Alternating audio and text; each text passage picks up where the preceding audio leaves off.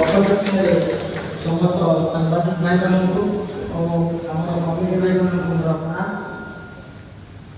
ଆଜିର ଏହି ସାମ୍ବାଦିକ ସମ୍ମିଳନୀର ମୁଖ୍ୟ ଯିଏ ଥିଲେ ଆମର ସୁରେଶ ପଣ୍ଡା, ଯାହାଙ୍କ କାନ୍ଧରେ 2025-26ର ଯେଉଁ ଅପେରା ଯାଜ୍ଞସେନୀ ଆପଣମାନେ କିଛି ସମୟ ପୂର୍ବରୁ ଷ୍ଟାର୍ଟକାଷ୍ଟ କଲେ ଓ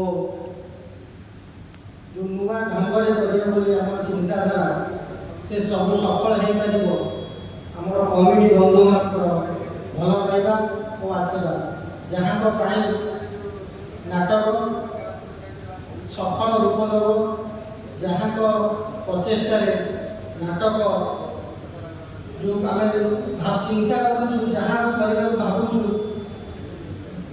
ଆମେ ଚାହିଁଲେ କିଛି ହେବନି ଯଦି କମିଟି ଭାଇମାନଙ୍କର ଭଲ ପାଇବା ଅପେରା ଯାଜ୍ଞସେନୀ ପ୍ରତି ନ ରହିବ।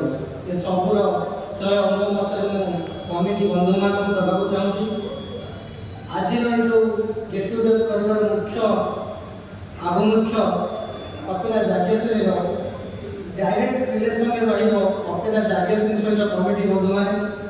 ଆଗକୁ ଯେପରି କମିଟି ଆଉ ପାର୍ଟି ଭିତରେ ଉତ୍ତମ ବୁଝାମଣା ରହିବ, ଡେଟ୍କୁ ନେଇକି ଯେମିତି କିଛି ଦ୍ୱନ୍ଦ୍ୱ ନ ରହିବ, କୌଣସି କାରଣବଶତଃ ଯଦି ଅପେରା ଯାଜ୍ଞସେନୀ ଆଉ କମିଟି ବନ୍ଧୁମାନଙ୍କ ଭିତରେ ରିଲେସନ୍ ଖରାପ ହୁଏ, ସେ କେମିତି ଆଗକୁ ନ ହେବ, ସେଥିପାଇଁ ଆଜିର ଏ ମିଟିଂ ମୁଖ୍ୟ ମିଟିଂର ଉଦ୍ଦେଶ୍ୟ ଥିଲା। ସେଥିପାଇଁ ମୁଁ ସବୁ କମିଟି ବନ୍ଧୁମାନଙ୍କୁ ଅନୁରୋଧ କରିବି, ଆଜି ବି ଆଉଥରେ ଆପଣମାନେ ଭଲ ଭାବେ ବୁଝନ୍ତୁ, 2025-26ର କନସେପ୍ଟକୁ କ୍ଲିୟର ହୁଅନ୍ତୁ, ତାର ଟର୍ମ ଆଣ୍ଡ କଣ୍ଡିସନକୁ ଭଲସେ ବୁଝନ୍ତୁ, ପାର୍ଟି ନେବା ପୂର୍ବରୁ ବୁଝି ସୁଝି ଦିଅନ୍ତୁ।